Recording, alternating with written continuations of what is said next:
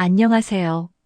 오늘 함께 나눌 주제는 우리 한국인들이 수백 년 동안 짊어져온 무거운 짐, 바로 화병입니다. 이것은 단순한 감정 문제가 아닙니다. 이것은 우리의 문화와 전통 속에서 비롯된 우리의 마음 건강을 위협하는 신호입니다. 유대인들이 항상 곁에 두고 보는 지혜의 책 탈무드에 이런 구절이 있습니다. 돈을 잃으면 조금 잃는 것이고 명예를 잃으면 많이 잃는 것이지만 건강을 잃으면 모든 것을 잃는 것이다. 이 말은 우리에게 깊은 울림을 줍니다. 왜냐하면 건강만큼 소중한 것은 없기 때문입니다. 하지만 여기서 우리가 간과하고 있는 것이 있습니다. 우리는 건강을 말할 때 신체 건강만을 먼저 떠올립니다. 운동하고 검진받고 약을 먹는 것만으로 충분하다고 생각합니다. 그런데 정말 그럴까요? 일상 속 작은 신호, 화병의 시작 명절에 모인 가족들을 생각해 봅시다. 오랜만에 만난 친구들과 가족은 심심풀이로 고스톱을 하다가 돈을 잃습니다. 그리고 열받아 합니다. 그 다음 날 바쁜 일상으로 돌아갑니다. 그 과정에서 무엇을 느낍니까? 우리는 그 작은 화를 하찮은 것이라고 생각합니다. 그런데 이것이야말로 우리가 가장 소홀히 해서는 안 될 바로 그것입니다. 왜냐하면 이런 작은 화들이 모이고 모여 결국 우리의 마음에 병을 만들기 때문입니다. 신체가 건강하려면 무엇이 필요합니까? 매주 운동을 하고 정기적으로 검진을 받으며 균형 잡힌 식단을 유지합니다. 하지만 신체 건강만큼 중요한 것이 또 다른 건강이 있습니다. 바로 마음의 건강입니다. 마음의 건강, 우리가 놓친 절반. 우리는 신체 건강에 대해서는 많이 이야기합니다. 그런데 마음의 건강에 대해서는 얼마나 이야기할까요? 누군가를 만났을 때 우리는 자연스럽게 묻습니다. 건강하세요? 운동하세요? 하지만 마음 건강 잘 지키세요? 라고 묻는 사람이 있을까요? 대부분의 경우 그런 질문을 받은 경험이 거의 없습니다. 이것이 얼마나 안타까운 일인지요. 우리는 무의식적으로 우리의 감정과 마음의 상태를 뒷전으로 미루고 있습니다. 마치 그것들은 말할 가치도 없는 것처럼요. 더욱 놀라운 것은 우리가 자신의 마음만이 아니라 사랑하는 가족의 마음도 제대로 돌보지 못하고 있다는 사실입니다. 내 남편의 마음 건강, 내 자녀들의 마음 건강을 어떻게 지켜줄 것인가?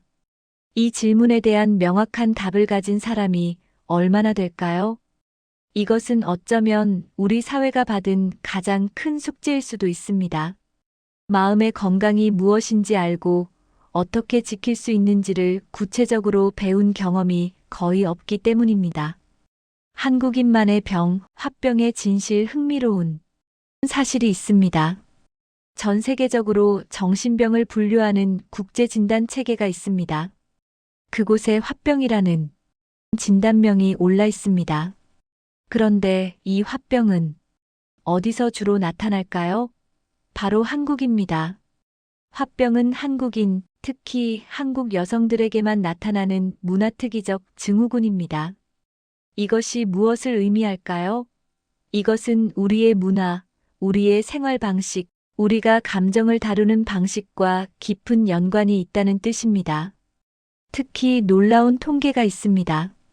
화병으로 인한 진단을 받는 사람들의 대부분이 여성입니다.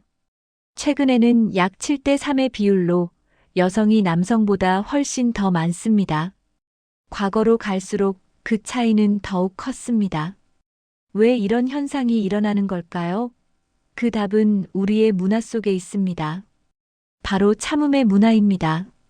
참음의 문화, 그리고 그 대가. 우리는 오랫동안 화를 내지 마, 참아야지, 참을 인이라는 말을 들으며 자라났습니다. 특히 여성들은 남성들보다 더욱 강하게 이 메시지를 받아왔습니다. 한자 참을 인을 자세히 살펴보면 무엇이 보입니까? 마음 위에 칼 모양이 있습니다. 이것은 깊은 의미를 담고 있습니다. 화를 참는다는 것은 결코 감정이 사라지는 것이 아닙니다. 오히려 그것은 우리 마음속에 칼을 품고 있는 것과 같은 의미입니다. 우리가 화를 참으려고 할 때 무슨 일이 일어납니까? 그 순간 우리의 마음은 상처를 입습니다. 마치 칼이 마음을 지나가듯이요. 그리고 그 상처에서는 계속 피가 흘러내립니다. 한 번의 화가 참아질 때마다 우리의 마음에는 또 다른 상처가 남겨집니다. 화병에 걸린 사람들의 마음을 들여다보면 무엇이 보일까요? 무수한 칼자국입니다. 가늘고 날카로운 자국들이 촘촘하게 나 있습니다. 그리고 그 모든 상처에서는 지금도 여전히 피가 흐르고 있습니다. 특히 우리 여성들이 받는 메시지를 생각해 봅시다. 결혼을 한 후 당신이 참아야지, 참아야 가족이 편하다는 말을 얼마나 많이 듣습니까? 표현하고 싶은 감정이 있어도 억누릅니다. 기분이 안 좋아도 미소를 짓습니다. 화가 나도 참습니다. 이렇게 살면서 무슨 일이 일어날까요? 화는 점점 쌓입니다. 억눌린 감정은 어디론가 가야 합니다. 그 감정들이 모여서 만드는 것이 바로 화병입니다. 그래서 한국 여성들이 특히 화병에 많이 걸리는 것입니다. 화는 신호다, 부정적인 감정이 아니다. 이제 우리가 가장 중요하게 이해해야 할 것을 말씀드리겠습니다. 신체가 아프면 어떤 신호가 옵니까? 열이 납니다. 병원에 가서 의사는 무엇을 가장 먼저 합니까? 체온계를 들고 열을 재봅니다. 왜일까요? 왜냐하면 열은 우리 신체 어딘가에 문제가 있다는 신호이기 때문입니다. 열이 났다고 해서 열을 낸 것이 나쁜 것일까요? 아닙니다. 열은 우리 신체를 보호하려는 신체의 방어 메커니즘입니다. 감염에 대항하는 면역계의 반응입니다. 그렇다면 마음이 아프면 어떤 신호가 올까요? 그것은 바로 화입니다. 신체가 아프면 열이 나고 마음이 아프면 화가 납니다. 이것은 우연이 아닙니다. 이것은 우리의 몸과 마음이 통일되어 있다는 증거입니다. 화가 난다는 것은 우리 마음의 어딘가가 정상적으로 기능하지 않고 있다는 신호입니다. 무언가가 잘못되었다는 신호입니다. 누군가가 우리를 상처 입혔다는 신호입니다. 우리의 권리가 침해당했다는 신호입니다. 또는 우리의 가치관이 무시당했다는 신호입니다. 따라서 화는 나쁜 감정이 아닙니다. 화는 우리에게 주어진 귀한 신호이고 중요한 메시지입니다. 우리가 지금 주의를 기울여야 한다는 신호이고 뭔가를 바꾸거나 해결해야 한다는 신호입니다. 우리가 화를 잘못 이해해온 이유. 그런데 우리는 왜 화를 내지 말라고 말할까요? 왜 화를 나쁜 것으로 취급해왔을까요? 그 이유는 간단합니다. 화가 날 때 우리는 종종 바람직하지 못한 행동을 하기 때문입니다. 화가 나면 소리를 지릅니다. 물건을 던집니다. 욕을 합니다. 싸웁니다. 이런 행동들이 문제를 일으키기 때문에 우리는 화를 내지 말라고 합니다. 하지만 여기서 중요한 것을 구분해야 합니다. 화 그 자체는 문제가 아닙니다.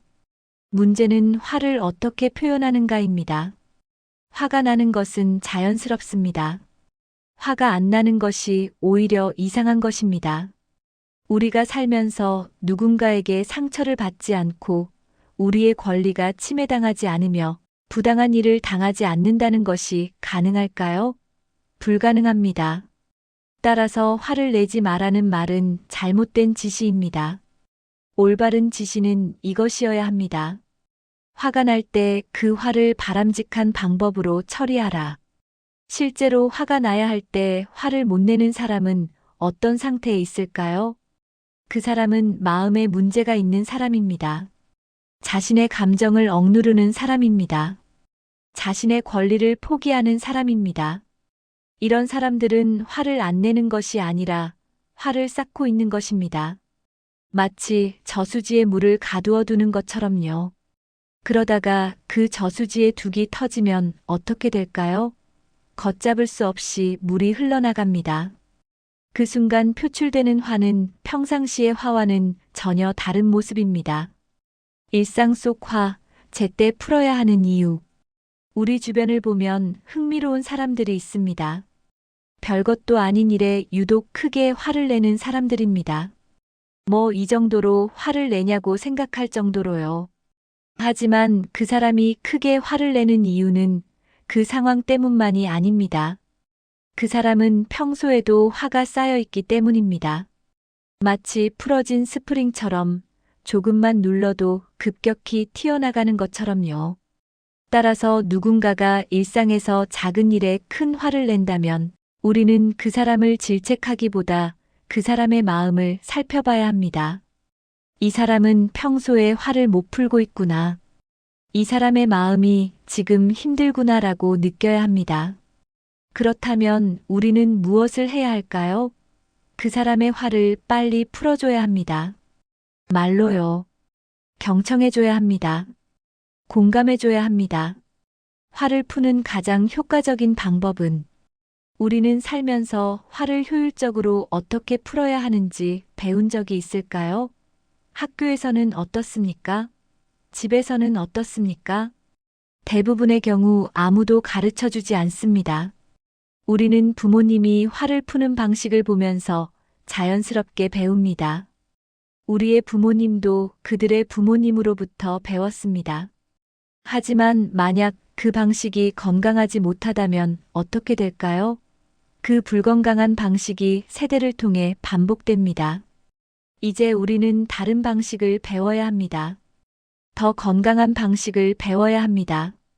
그 방식이 무엇일까요? 우리의 선조들은 이미 알고 있었습니다. 한자에 그 답이 담겨 있습니다. 말문이라는 글자를 보세요. 여기에는 깊은 의미가 숨어 있습니다. 화가 났을 때는 마음속에 쌓아두지 말고 말로 풀어라는 뜻입니다.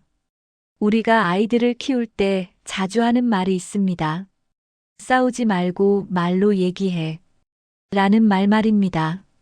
화가 난 아이가 방으로 들어가서 나오지 않을 때 우리는 뭐라고 합니까? 나와서 말 좀 해봐. 라고 합니다. 왜일까요? 왜냐하면 말을 해야 마음이 시원해지기 때문입니다. 말을 해야 화가 풀리기 때문입니다. 이것이 우리가 알아야 할 가장 중요한 진실입니다. 화는 말로 풀어야 합니다. 상담의 진짜 의미란 어떤 것일까? 상담이라는 단어를 들으면 우리는 무엇을 생각합니까? 대부분의 경우 뭔가 큰 문제가 있어서 심각한 마음, 건강에 문제가 있어서 전문가의 도움을 받으러 가는 것이라고 생각합니다. 그래서 상담 받으러 다닌다고 말하면 마치 자신에게 문제가 있다는 것을 공개하는 것처럼 느껴집니다. 하지만 이것은 큰 오해입니다. 상담의 진짜 의미를 이해해 봅시다. 신체 건강은 어떻게 지킬까요? 아픈 후에 병원에 가서 지킵니까? 아니요. 건강할 때 운동하고 검진받으며 지킵니다. 우리는 병이 생기기 전에 미리 예방합니다. 마음도 마찬가지입니다. 마음의 건강은 병이 들었을 때만 지키는 것이 아닙니다. 건강할 때 지키는 것입니다. 화가 날 때마다 그 화를 풀어주는 것으로 지킵니다. 따라서 상담은 이렇게 생각해야 합니다. 오늘 화났으니까 말 좀 풀어줄래? 라고 친구나 가족에게 자연스럽게 말할 수 있는 것입니다. 이것이 상담입니다. 더욱 놀라운 사실은 이것입니다. 상담의 대상이 화를 일으킨 당사자가 아니어도 된다는 것입니다. 강변에서 뺨을 맞고 종로에 와서 화를 풀어도 풀립니다. 왜일까요? 왜냐하면 우리 감정은 우리 마음이 풀리는가 아닌가가 중요하기 때문입니다. 우리의 감정은 우리 마음의 상태에 따라 움직입니다. 논리적이지 않을 수 있습니다. 하지만 그것이 우리 감정의 특성입니다. 마음의 심폐소생술이 절대적으로 필요합니다. 인공 심폐소생술을 생각해 봅시다. 누군가 길을 가다가 갑자기 심장마비로 쓰러진다면 그 순간 무엇이 필요합니까? 즉각적인 응급조치입니다. 바로 그 순간 누군가가 인공심폐소생술을 해줘야 그 사람의 생명을 구할 수 있습니다.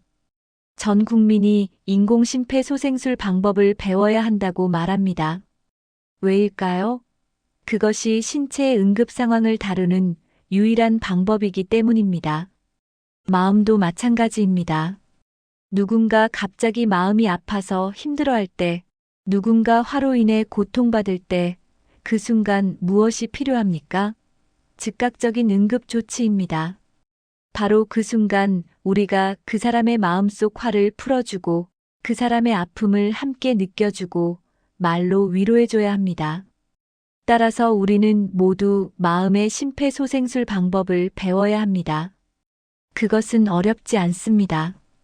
우리가 누군가의 말을 듣고 그 사람의 감정을 인정하고 공감해주는 것입니다. 그것이 바로 마음의 심폐소생술입니다. 사회적 확산, 건강한 나라를 향하여. 한 개인의 마음이 건강해지면 무엇이 일어날까요? 그 개인의 가족이 건강해집니다. 그 가족이 건강해지면 그 주변 사람들이 영향을 받습니다. 그 영향이 계속 확산되면 어떻게 될까요? 결국 우리나라 전체가 신체도 건강하고 마음도 건강한 나라가 될 수 있습니다. 화병으로 고통받는 사람이 없는 나라. 화를 억누르는 대신 건강하게 표현하고 풀어내는 나라. 그런 나라가 가능할까요? 물론 가능합니다. 만약 우리가 이 방법을 배우고 실천하고 서로에게 나눠준다면 말입니다. 마무리하며 화는 우리의 적이 아닙니다. 화는 우리의 친구입니다. 화는 우리에게 무엇인가를 알려주려고 하는 신호입니다. 우리는 그 신호를 받아들이고 그것이 무엇을 의미하는지 이해하고 건강하게 그것을 풀어내야 합니다. 오늘부터 당신이 화를 느낀다면 그것을 억누르지 마세요. 그것을 인정하세요. 그리고 누군가와 이야기하세요. 당신 주변에 화로 힘들어하는 사람이 있다면 그들의 말을 들어주세요. 그들의 감정을 인정해주세요. 그들의 마음속 화를 함께 풀어주세요. 우리 모두가 이렇게 서로의 마음을 돌보면 화병이라는 질병은 서서히 사라질 것입니다. 그리고 우리는 더욱 건강하고 더욱 따뜻하고 더욱 행복한 사회를 만들 수 있을 것입니다. 이것이 우리가 함께 만들어야 할 미래입니다. 한국인의 마음이 정말로 건강해지는 그날까지